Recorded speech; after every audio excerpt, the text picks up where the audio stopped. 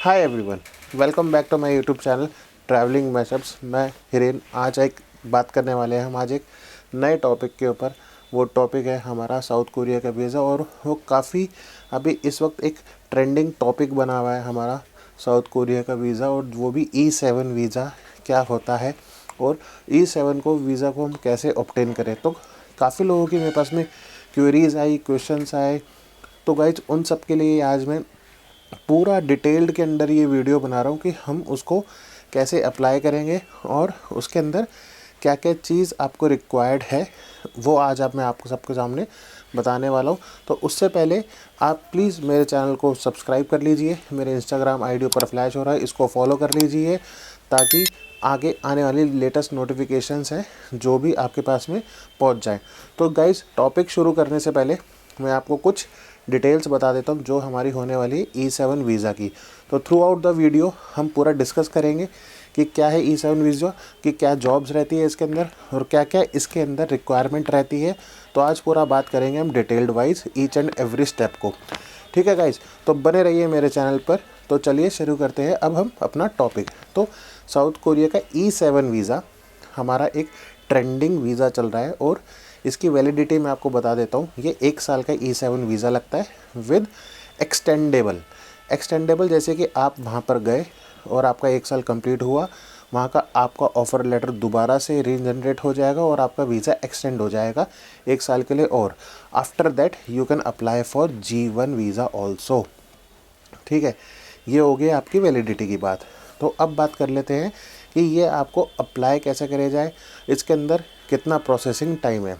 तो अप्लाई करने के लिए अब जैसे सपोज़ कि आपने आपकी एजुकेशन के हिसाब से वो डिपेंड करता है वहाँ पर क्या जॉब्स अभी वहाँ पर रिसोर्स क्रंच है। जैसे कि जॉब्स की बात कर लेते हैं, वहाँ पे कौन कौन सी जॉब्स होंगी आपकी। एक इंडस्ट्रियल, मैकेनिकल, फार्मिंग, लॉजिस्टिक्स, ये 4-5 कैटेगरीज़ की जॉब है।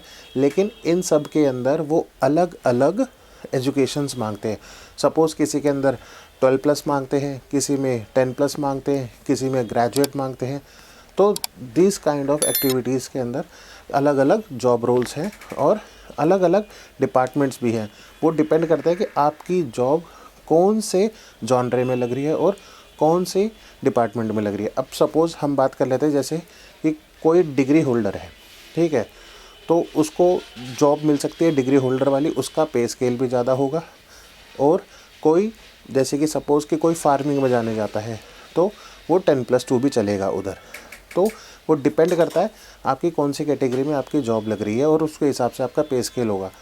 तो अब हम क्या देखते हैं और हमारे को क्या चाहिए कि आपकी जॉब कैसे वहाँ लगेगी और आपका जो प्रोसेस है वो कैसे आगे चलेगा।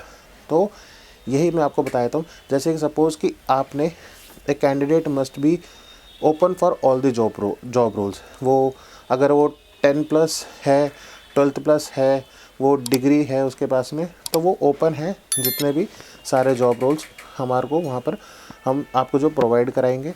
ठीक है, और साथ में अगर जैसे कि 10+ है कोई बंदा, तो उसके लिए लिमिटेड जॉब्स वहाँ पर होती है।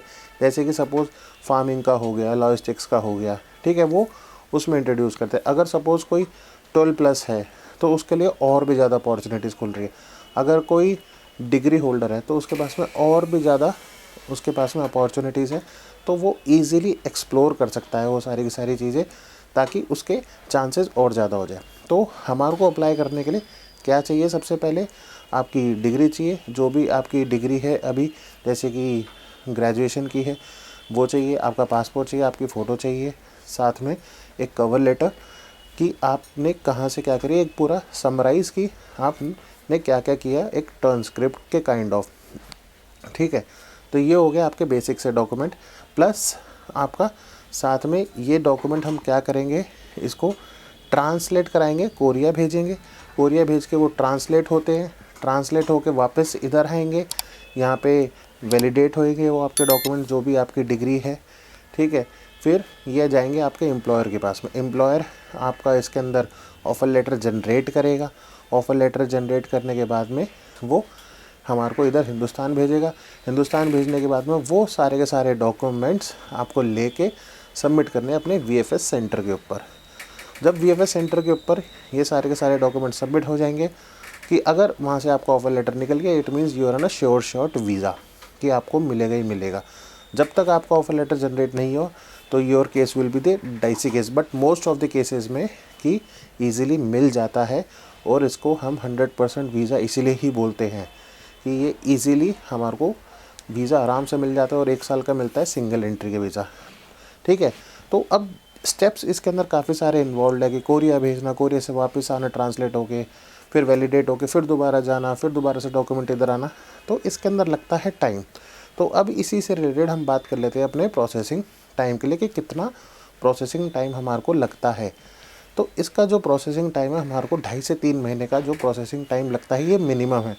ये चीज़ खींच के 3.5 महीने 4 महीने तक भी चली जाती है, डिपेंड ऑन दी एप्लीकेशन कि कितनी एप्लीकेशंस उनके पास में गई हुई है।